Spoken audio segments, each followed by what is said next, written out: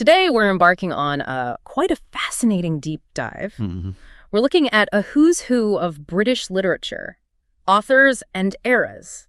Sounds ambitious. It is. Our source here is an AI-enhanced open online course.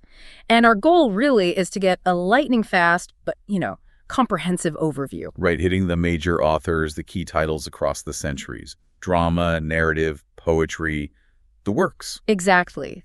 And the source itself, the course, offers a brief orientation and overview, which is pretty much what we're aiming for today. Okay, makes sense. Where does it start? Well, interestingly, it begins by tackling a really fundamental question right off the bat. What is literature and why study literature? Oh, the big questions first. Yeah, and it's not just some dry definition. It pushes us to understand literature as, well, a profound cultural force, something that reflects human experience.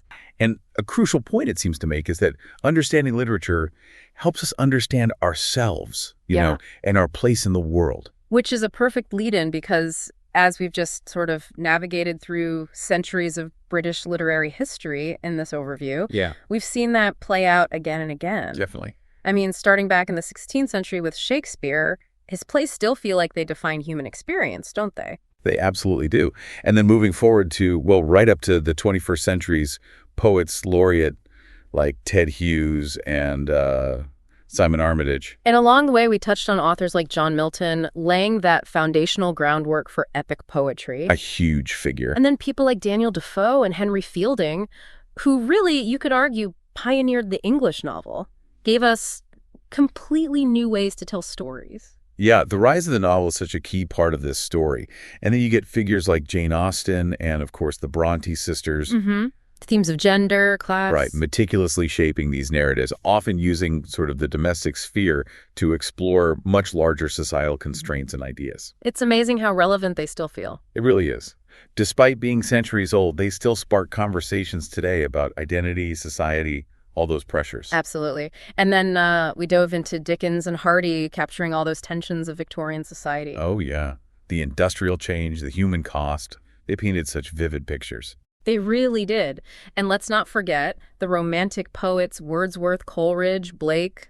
Challenging the rationalism of the time. Exactly. Choosing instead to champion emotion, nature, individual experience. That was a fundamental shift, wasn't it, in poetry's focus? A massive shift. And, well, that shift continued right into the modernist movement. You've got giants like Oscar Wilde, Virginia Woolf, James Joyce. Redefining representation itself? Precisely. Pushing the boundaries of narrative, of language, in really groundbreaking ways.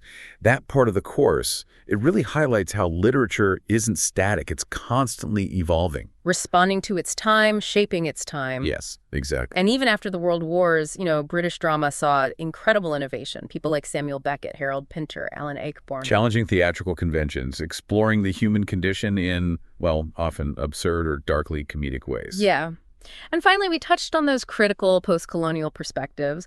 Authors like Margaret Atwood, though Canadian, often discussed in this context, Derek Walcott, Zadie Smith. Bringing new, vital voices to the forefront. Absolutely crucial. Challenging those dominant narratives. Enriching the whole global literary landscape. It really is compelling when you think about it. For a literary history spanning more than 5 centuries, trying to narrow it down to a who's who. It seems adventurous, as the course itself apparently notes. Right. But maybe it's precisely that focused approach that gives you that invaluable orientation.